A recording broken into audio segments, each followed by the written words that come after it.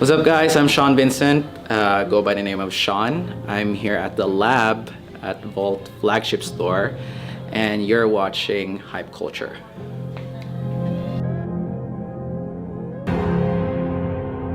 Vault Lab is basically the experimental or progressive kind of vault. Their little brother, you could say. Curation of both streetwear brands and more upscale high-end brand. You got Tom Wood, Adnim Atelier, L'Homme Rouge from Sweden, 100 over there, and then you have a Mod Podge of Fila, Adidas.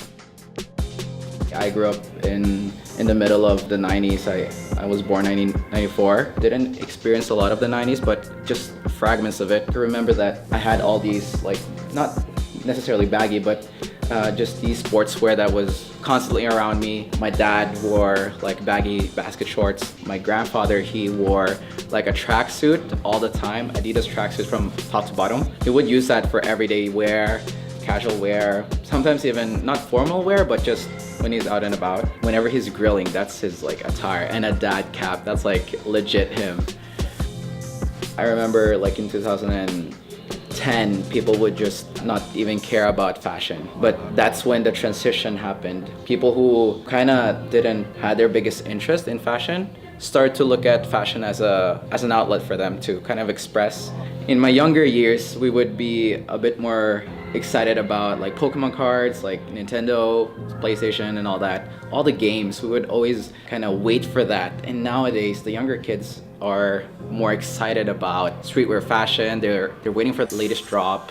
They stand in line sometimes. Those were the things that my uncles did when they were in my years, 20s or even earlier than that. They would wait in line for some sneakers, for some cool rad sneakers. So I definitely see that there's this ginormous change starting from 2010 or maybe earlier than that, but especially 2010 and outwards, where H&M started to do something different, kind of allow people to digest fashion a bit more, not just necessarily H&M, but say fast fashion in general. And then I think streetwear and high fashion just picked up right after that. I guess because of social media, things become a bit more condensed. Kind of the world just is in the palm of your hand. And now the oldest one is wearing D-Rops, and the youngest one is asking his dad or his mom to buy him the latest Yeezy or latest Jordan. You didn't see that, or I didn't see that growing up, but now people are kind of more inclined to do that. Us Norwegians, we're a bit weird. We tend to wait on the bigger waves and then jump on the wave or the bandwagon. We don't like to stick out of the crowd. If you've ever been to Norway as a tourist, yes, we're friendly, but we're also super awkward. We hate human interaction, and I think that stems from a lot of other things. We're here in northern part of the globe, but as well as that, fashion might not necessarily come here that fast. Things are a bit more faster nowadays because of social media. I think that is a big carrier for most fashion. Everyone is in the grid. We're a bit more open, but we're also a bit closed. I can do something super drastic with my style, and people would stare at me and be like, "Are you sure you want to wear that?" And these are just the typical Norwegians. I've also witnessed that there are some people who actually try to experiment now. That's starting to become part of the norm. People who necessarily don't wear streetwear style might just buy a dad cap just because that's cool or trendy, or they might buy Yeezys just because that's trendy. So we're more inclined to jump on the wave and just be a part of the wave, not putting everyone under one umbrella, of course, but the majority are, which is to me kind of unfortunate, because you kind of lose your individuality in sense of style, in sense of how you want to be portrayed.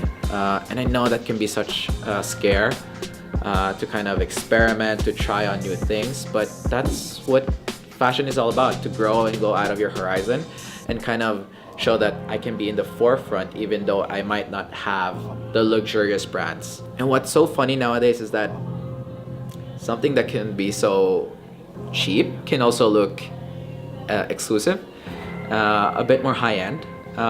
which I respect, because there's not a lot of kids, or there's not a lot of youths or young adults, young professionals who have the leisure or the room for to buy, say, a Tom Wood ring or like a two-piece Tom Wood.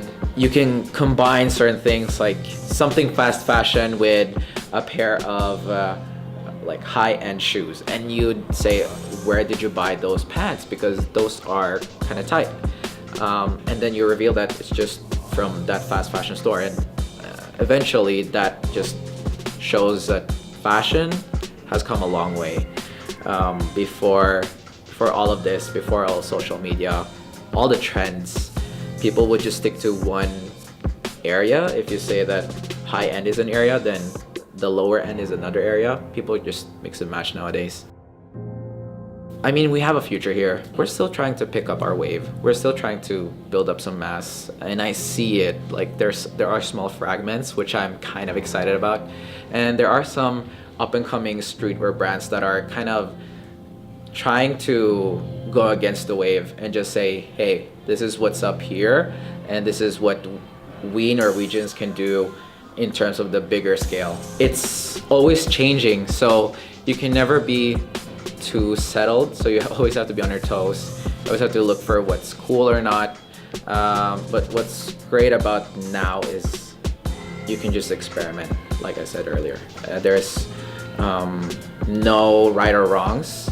I think the rules are kind of just bended now. You can mix and match, you can do different textures. That's even greater, and I freaking love that Polaroid is back again. That's like freaking cool. I can't preface it enough, or I can't find other words to describe it, because we always try to pick other stuff from different eras, like just because we have this bigger draw to certain things.